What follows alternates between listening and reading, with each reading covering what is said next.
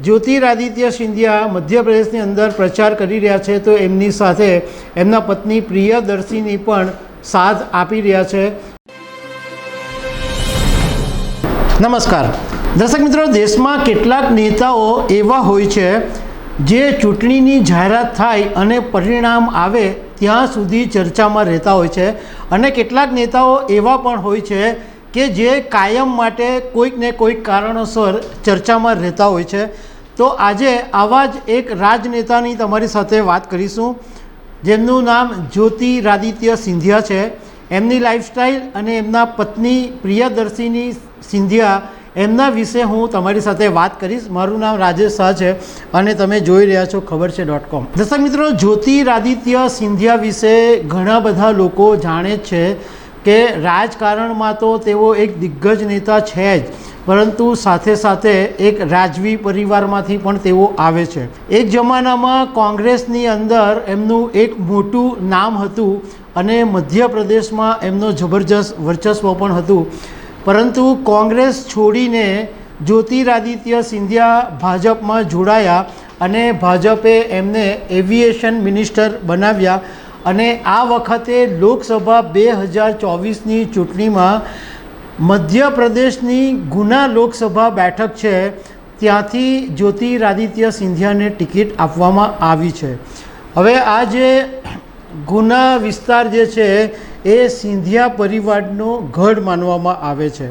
જ્યોતિરાદિત્ય સિંધિયાના પત્નીનું નામ પ્રિયદર્શીની સિંધિયા છે અને પ્રિયદર્શીની સિંધિયા પોતે પણ એક સ્ટાઇલ આઇકોન છે અને રાજવી પરિવારમાં હોવાને કારણે હંમેશા ચર્ચામાં રહેતા હોય છે.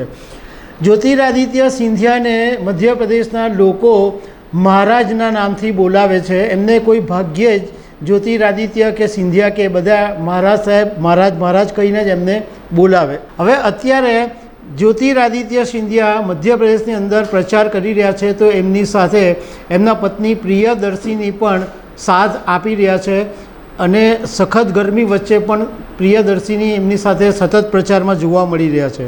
જ્યોતિરાદિત્ય એક એવા નેતા છે કે જે દેશના સૌથી અમીર નેતાઓ છે એમાંના એક છે. અને એમના જે માતા પિતા છે, સિંધિયાના માતા પિતા ગ્વાલિયરના પૂર્વ શાસક માધવરાવ સિંધિયા અને માધવી રાજે સિંધિયા હતા, અને જે એક મરાઠા રજવાડા તરીકે જાણીતું હતું.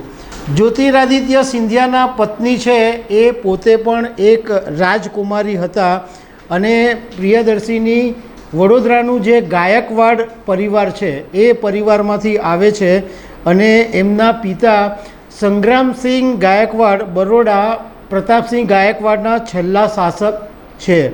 પ્રિયદર્શીની માતા પોતે પણ રાજવી ઘરાનાના હતા અને તેઓ પાલ રાજઘરાનાની સાથે સંબંધ ધરાવતા હતા. પ્રિયદર્શીની સિંધિયા મુંબઈની કોન્વેન્ટ સ્કૂલમાં ભણેલા અને એ પછી એમણે સોફિયા કોલેજની અંદર અભ્યાસ પૂરો કરેલો અને 1994માં જ્યોતિરાદિત્ય સિંધિયા અને પ્રિયદર્શીની સિંધિયાના લગ્ન થયા હતા.